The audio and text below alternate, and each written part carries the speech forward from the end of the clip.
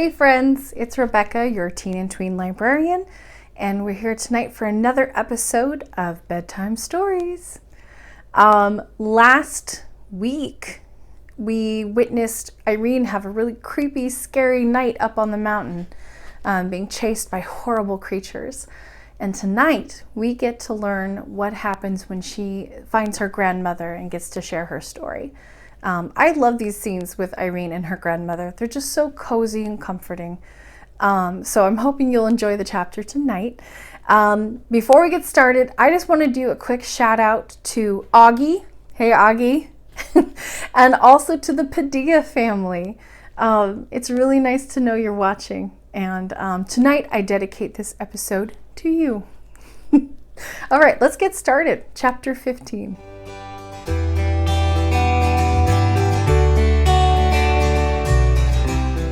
Chapter 15, Woven and Then Spun. "Come in, Irene," said the silvery voice of her grandmother. The princess opened the door and peeped in, but the room was quite dark and there was no sound of the spinning wheel. She grew frightened once more, thinking that, although the room was there, the old lady might be a dream after all. Every little girl knows how dreadful it is to find a room empty where she thought somebody was. But Irene had to fancy for a moment that the person she came to find was nowhere at all. She remembered, however, that at night she spun only in the moonlight, and concluded that must be why there was no sweet, bee-like humming. The old lady might be somewhere in the darkness. Before she had time to think another thought, she heard her voice again, saying as before, "Come in, Irene." From the sound, she understood at once that she was not in the room beside her. Perhaps she was in her bedroom. She turned across the passage, feeling her way to the other door. When her hand fell on the lock, again the old lady spoke. "Shut the other door behind you, Irene. I always close the door of my workroom when I go to my chamber." Irene wondered to hear her voice so plainly through the door. Having shut the other, she opened it and went in. Oh, what a lovely haven to reach from the darkness and fear through which she had come. The soft light made her feel as if she were going into the heart of the milkiest pearl, while the blue walls and their silver stars for a moment perplexed her with the fancy that they were in reality the sky which she had left outside it a minute ago, covered with rain clouds. "I've lighted a fire for you, Irene. You're cold and wet," said her grandmother.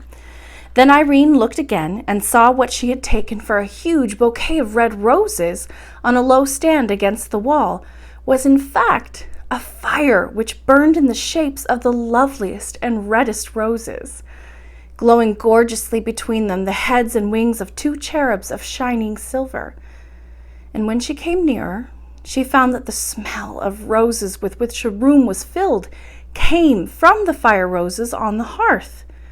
Her grandmother was dressed in the loveliest pale blue velvet, over which her hair, no longer white, but of a rich golden color, streamed like a cataract, here falling in dull gathered heaps, there rushing away in smooth, shining falls. And ever as she looked, the hair seemed pouring down from her head and vanishing in a golden mist ere it reached the floor. It flowed from under the edge of a circle of shining silver, set with alternated pearls and opals. On her dress was no ornament whatever, neither was there a ring on her hand, or a necklace or a carcanet about her neck.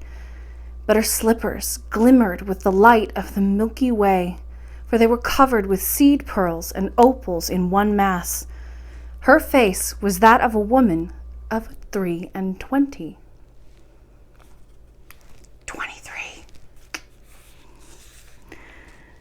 The princess was so bewildered with astonishment and admiration that she could hardly thank her and drew nigh with timidity, feeling dirty and uncomfortable. The lady was seated on a low chair by the side of the fire with hands outstretched to take her, but the princess hung back with a troubled smile. "Why, what's the matter?" asked her grandmother. "You haven't been doing anything wrong. I know that by your face. though it is rather miserable. What's the matter, my dear?" And still she held out her arms. "Dear grandmother," said Irene, "I'm not so sure that I haven't done something wrong. I ought to have run up to you at once when the long-legged cat came in at the window, instead of running out on the mountain and making myself such a fright." "You were taken by surprise, my child, and are not so likely to do it again. It is when people do wrong things willfully that they are the more likely to do them again. Come." And still she held out her arms. "But grandmother, you're so beautiful and grand with your crown on, and I am so dirty with mud and rain. I should quite spoil your beautiful blue dress." And with a merry little laugh, the lady sprang from her chair, more lightly far than Irene herself could, caught the child to her bosom, and kissing the tear-stained face over and over, sat down with her on her lap. "Oh, grandmother, you'll make yourself such a mess," said Irene, clinging to her. "You darling, do you think I care more for my dress than for my little girl? Besides, look here." As she spoke, she set her down, and Irene saw to her dismay that the lovely dress was covered with the mud of her fall on the mountain road. But the lady stooped to the fire, and, taking from it, by the stalk in her fingers, one of the burning roses, passed it once and again and a third time over the front of her dress. And when Irene looked, not a single stain was to be discovered. "There," said her grandmother, "you won't mind coming to me now." But Irene hung back again, eyeing the flaming rose which the lady held in her hand. "You're not afraid of the rose, are you?" she said, about to throw it on the hearth again. "Oh, don't, please," cried Irene. "Won't you hold it to my frock and my hands and my face? And I'm afraid my feet and my knees want it too." "No," answered her grandmother, smiling a little sadly as she threw the rose from her. "It is too hot for you yet. It would set your frock in a flame. Besides, I don't want to make you clean tonight. I want your nurse and the rest of the people to see you as you are, for you will have to tell them how you ran away for fear of the long-legged cat. I should like to wash you, but they would not believe you then. Do you see that bath behind you?" The princess looked and saw a large oval tub of silver, shining brilliantly in the light of the wonderful lamp. "Go and look into it," said the lady. Irene went and came back very silent with her eyes shining. "What did you see?" asked her grandmother. "The sky and the moon and the stars," she answered. "It looked as if there was no bottom to it."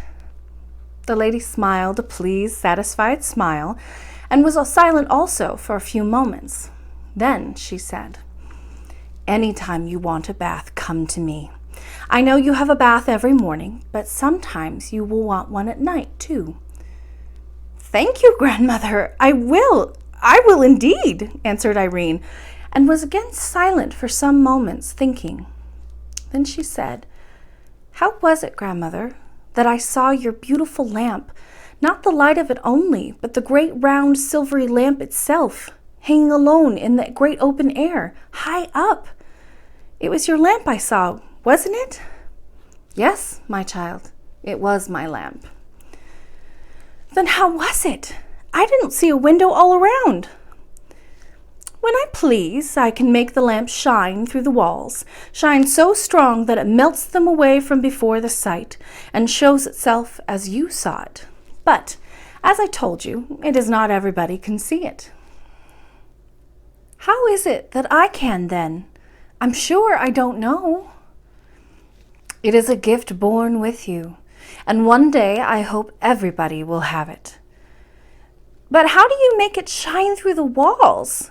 "Ah, that you would not understand, if I were to try ever so much to make you. Not yet, not yet. But," added the lady, rising, "you must sit in my chair while I get you the present I have been preparing for you. I told you my spinning was for you. It is finished now, and I am going to fetch it. I have been keeping it warm under one of my brooding pigeons." Irene sat down in the low chair, and her grandmother left her, shutting the door behind her. The child sat gazing, now at the rose fire, now at the starry walls, now at the silver light, and a great quietness grew in her heart. If all the long-legged cats in the world had come rushing at her, then she would not have been afraid of them for a moment. How this was, she could not tell. She only knew there was no fear in her, and everything was so right and safe that it could not get in. She had been gazing at the lovely lamp for some minutes fixedly.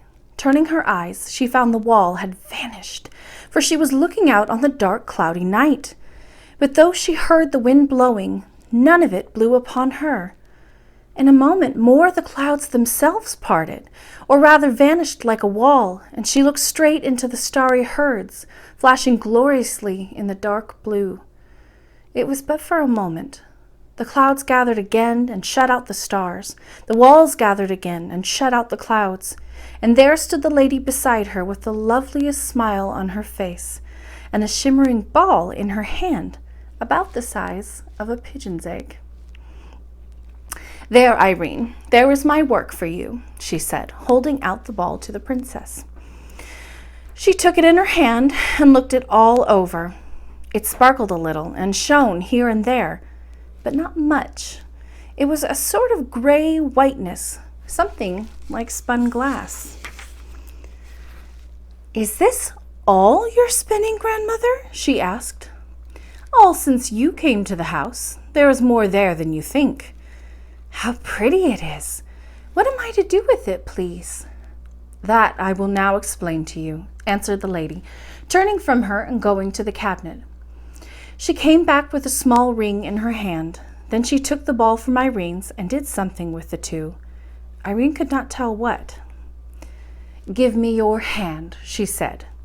Irene held up her right hand. "Yes, that is the hand I want," said the lady, and put the ring on the forefinger of it. Forefinger. "What a beautiful ring," said Irene. "What is the stone called?" "It is a fire opal." "Please, am I to keep it?" "Always." "Oh, thank you, grandmother. It's prettier than anything I ever saw, except those of all colors in your... Please, is that your crown?" "Yes, it is my crown. The stone in your ring is of the same sort, only not so good. It only has red, but mine have all colors, you see." "Yes, grandmother, I will take such care of it, but..." she added, hesitating. "But what?" said her grandmother. "What am I to say when Ludi asks me where I got it?" "You will ask her where you got it," answered the lady, smiling. "I don't see how I can do that." "You will, though." "Well, of course I will, if you say so, but you know, I can't pretend not to know." "Of course not, but don't trouble yourself about it. You will see when the time comes." So saying, the lady turned and threw the little ball into the rose fire. "Oh, grandmother!" exclaimed Irene. "I thought you had spun it for me." "So I did, child, and now you've got it." "No, it's burnt in the fire!" The lady put her hand in the fire, brought out the ball, glimmering as before, and held it towards her. Irene stretched out her hand to take it, but the lady turned and, going to her cabinet, opened a drawer and laid the ball in it. "Have I done anything to vex you, grandmother?" said Irene pitifully. "No, my darling, but you must understand that no one ever gives anything to another properly and really without keeping it. That ball is yours." "Oh, I'm not to take it with me. You're going to keep it for me?" "You are to take it with you. I fastened the end of it to the ring on your finger." Irene looked at the ring. "I can't see it there, grandmother," she said. "Feel, a little way from the ring, towards the cabinet," said the lady.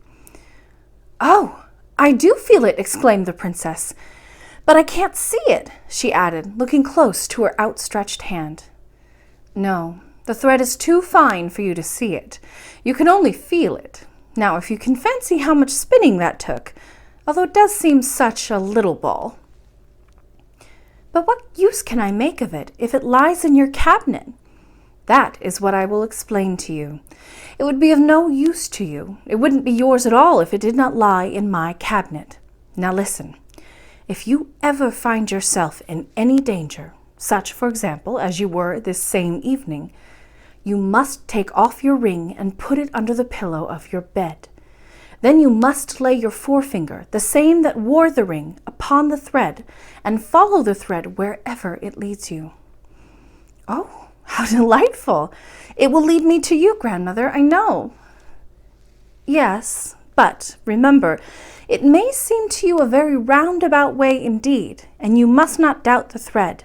Of one thing you may be sure, that while you hold it, I hold it too. It is very wonderful, said Irene thoughtfully, then suddenly became aware. She jumped up, crying, "Oh, grandmother, here I've been sitting all this time in your chair, and you standing. I beg your pardon." It's a very polite child. The lady laid her hand on her shoulder and said, "Sit down again, Irene. Nothing pleases me better than to see anyone sit in my chair. I'm only too glad to stand so long as anyone will sit in it." "How kind of you," said the princess, and sat down again. "It makes me happy," said the lady. "But," said Irene, still puzzled, "won't the thread get in somebody's way and be broken if the one end is fast to my ring and the other end laid in your cabinet?" "You will find all that arrange itself. I'm afraid it is time for you to go." "Mightn't I stay and sleep with you tonight, grandmother?" "No, not tonight. If I'd meant you to stay tonight, I should have given you a bath. But you know everybody in the house is miserable about you, and it would be cruel to keep them so all night. You must go downstairs." "I'm so glad, grandmother, that you didn't say go home, for this is my home." "Mayn't I call this my home?" "You may, my child, and I trust you will always think it your home. Now come, I must take you back without anybody seeing you." "Please, I want to ask you one question more," said Irene. "Is it because you have your crown on your head that you look so young?" "No, child," answered her grandmother. "It is because I felt so young this evening that I put my crown on, and I thought you would like to see your old grandmother in her best." "Why do you call yourself old? You're not old, grandmother." "I am very old indeed. It is so silly of people. I don't mean you, for you're such a tiny, and couldn't know better. But it is so silly of people to fancy that old age means crookedness and witheredness and feebleness and sticks and spectacles and rheumatism and forgetfulness. It is so silly. Old age has nothing whatever to do with all that. The right old age means strength and beauty and mirth and courage and clear eyes and strong, painless limbs. I am older than you are able to think, and look at you, grandmother!" cried Irene, jumping up and flinging her arms about her neck. "I won't be so silly again, I promise you. At least, I'm rather afraid to promise, but if I am, I promise to be sorry for it. I do. I wish I were as old as you, grandmother. I don't think you were ever afraid of anything." "Not for long, at least, my child. Perhaps by the time I'm 2,000 years of age, I shall, indeed, never be afraid of anything. But I confess, I have sometimes been afraid about my children. Sometimes about you, Irene." "Oh, I'm so sorry, grandmother. Tonight, I suppose you mean?" "Yes, a little tonight, but a good deal when you had all but made up your mind that I was a dream, and no real great-great-grandmother. You must not suppose I'm blaming you for that. I dare say you could not help it." "I don't know, grandmother," said the princess, beginning to cry. "I can't always do myself as I should like, and I don't always try. I'm very sorry anyhow."